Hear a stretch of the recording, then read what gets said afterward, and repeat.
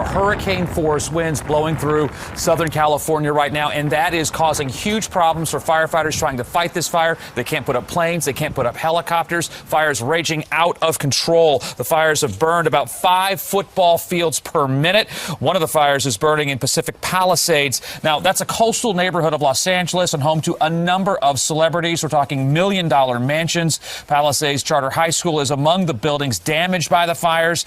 There is also a desperate effort to get out of the way of the fire. 30,000 people now under mandatory evacuation orders.